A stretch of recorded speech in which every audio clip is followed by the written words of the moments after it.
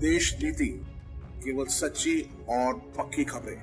Opposition leader Mallikarjun खड़गे ने दोस्तों हाल ही में कहा कि मोदी फिर पीएम बने तो देश में चुनाव नहीं होने देंगे, देश में डेमोक्रेसी खत्म हो जाएगा और तानाशाही आ जाएगी।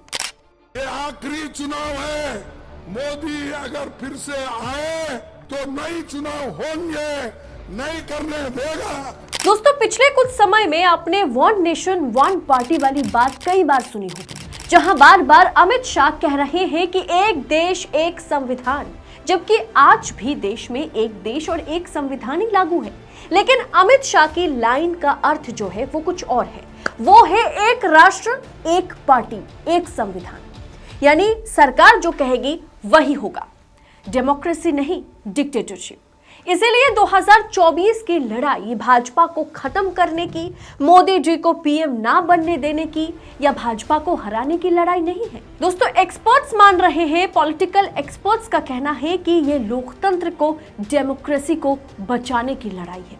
और ऑपोजिशन ये आरोप लगा रहा है कि पीएम मोदी और उनकी पार्टी डेमोक्रेसी को हाईजैक कर लिया है। दरअसल भाजपा में रिक्रूटमेंट होने का एक पूरी की पूरी प्रोसेस है। 3 तरीके से ये रिक्रूटमेंट की जाती है, जिससे भारतीय जनता पार्टी में विपक्षी नेताओं की रिक्रूटमेंट होती है। पहला, हॉर्स ट्रेडिंग। विपक्षी बड़े बड़े नेताओं ने लोभ और लालसा के चलते अपनी अपनी पार्टी को छोड़कर भाजपा का दामन थमा है। जैसे आज नारायण राणे को ही देख लीजिए, उन्होंने कैसे शिवसेना से उन्हें पहले निकाला गया, फिर वो कांग्रेस में गए, कांग्रेस ने कहा था उन्हें मुख्यमंत्री बनाएगी, लेकिन 12 साल इंतजार करने के बाद कांग्रेस में बात बनी नहीं, फिर वो यूनियन मिनिस्ट्री पद लेकर के भाजपा में शामिल हो गए। राणे पर भ्रष्टाचार के भी आरोप लगे। इसके अलावा ज्योतिरादित्य सिंधिया को ही देख लीजिए, लगातार कमलनाथ के सामने कांग्रेस पार्टी उन्हें नजरअंदाज करती हुई नजर आ रही थी, ऐसा उनका आरोप था। उन्हें मुख्यमंत्री बनने का मौका 2018 में नहीं दिया गया था, जिसके बाद वो यूनियन मिनिस्ट्री की लालसा में, लालच में भारतीय जनता पार्टी के साथ कई विधायकों के साथ शामिल हो जाते हैं। 2014 से 2021 तक 253 विपक्षी नेताओं ने अपनी पार्टी छोड़कर भाजपा में शामिल हुए। ये एक लंबी लिस्ट है दोस्तों, जहां अजित पवार, नारायण राणे, हेमंता विश्वा शर्मा, शुभेंदु अधिकारी, मुकुल रॉय, छगन भुजबल से लेकर के महाराष्ट्र के लगभग सभी नेता या एकनाथ शिंदे से आए उनके साथ मिले या तो फिर भाजपा में शामिल हो गए। तो वही सवाल उठता है कि क्या अब हम वन कंट्री वन पार्टी यानी एक देश एक पार्टी की ओर बढ़ रहे हैं? हॉर्स ट्रेडिंग के बाद दूसरा जो सबसे बड़ा जरिया है जिससे विपक्षी नेता भाजपा के आगे सरेंडर करने पर मजबूर हो जाते हैं, वो है सेंट्रल एजेंसीज। दोस्तों ममता बनर्जी ने हाल ही में कहा कि बीजेपी सरकार ईडी को वेपन की तरह यानी हथियार की तरह इस्तेमाल कर रही है। कांग्रेस का कहना है कि केंद्रीय जांच एजेंसियां कुछ और नहीं, बस ऑपोजिशन मिटाओ सेल है। केजरीवाल का कहना है कि भाजपा सरकार ने ईडी को ही हाईजैक कर लिया है। ईडी के छापेमारी या तो नेता जेल में जाते हैं या तो फिर भाजपा में शामिल हो जाते हैं।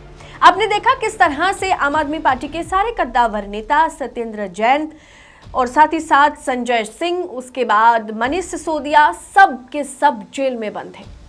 तो वहीं ईडी और फेमा केस के चलते टीएमसी के कद्दावर नेता और सांसद रही महुआ मैत्रा अब जो है उन पर खतरे की घंटी बज रही है। तमाम ऐसे कोई भी विपक्षी नेता नहीं है जो तेजस्वी यादव से लेकर के केजरीवाल से लेकर के हेमंत सोरेन से लेकर के उधर महाराष्ट्र की बात करें, उधर साउथ की बात करें, सब पर ईडी शिकंजा कसकर बैठी हुई है। तो वही दोस्तों जो तीसरा सबसे बड़ा फैक्टर है जिसके चलते लोग भारतीय जनता पार्टी के साथ जुड़ता चला जाता है, वो है धार्मिक आस्थाओं के साथ खिलवाड़। भारतीय जनता पार्टी को बहुत अच्छे से मालूम है, क्योंकि ये पार्टी ना अटल बिहारी की पार्टी नहीं है, ये अटल बिहारी वाजपेयी की पार्टी नहीं है जो धार्मिक भावनाओं को बिना ठेस पहुंचाए अपना कार्य सिद्धि करे।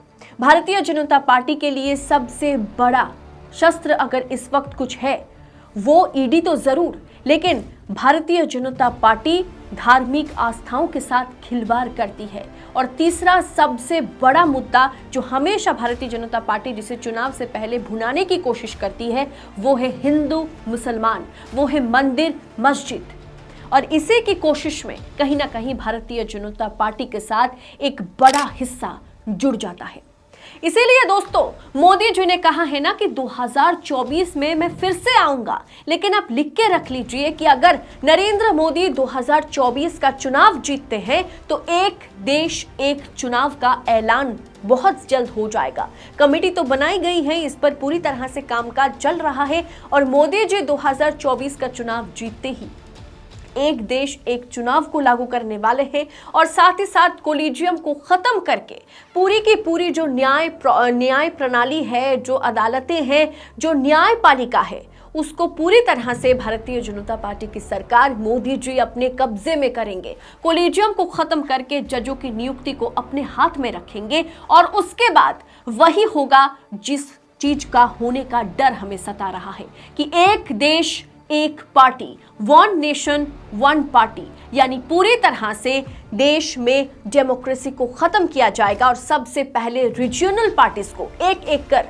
भारतीय जनता पार्टी एलिमिनेट करती हुई नजर आएंगी। आम आदमी पार्टी को खत्म किया जाएगा, ममता बनर्जी की पार्टी टीएमसी को खत्म किया जाएगा, साउथ के सभी रीजनल पार्टी को खत्म किया जाएगा और इसी तरह से बिहार में रीजनल पार्टी को खत्म किया जाएगा और पूरे देश में एक देश एक चुनाव एक पार्टी पर इस देश को एक डिक्टेटरशिप बनाने की कोशिश में भारतीय जनता पार्टी की सरकार लगी हुई है। आपको क्या लगता है? सारा का सारा खेल जो है वो आपके सामने है। आपको हमने बेपर्दा करके दिखाया कि किस तरह से भारतीय जनता पार्टी में विपक्षी नेताओं की रिक्रूटमेंट की जाती है और इसमें 3 जो बड़े फैक्टर है उसे भी मैंने आपके सामने रखा। अब इस पूरे विषय को आप किस तरह से आंकते हैं, कमेंट कर अपनी राय हमारे साथ जरूर शेयर कीजिएगा। बाकी ऐसी तमाम खबरों को बिना किसी रुकावट के पाने के लिए देश नीति को सब्सक्राइब करें, आजाद मीडिया को, फ्री जर्नलिज्म को अपना भरपूर साथ दें। बहुत बहुत शुक्रिया। जय हिंद, जय भारत।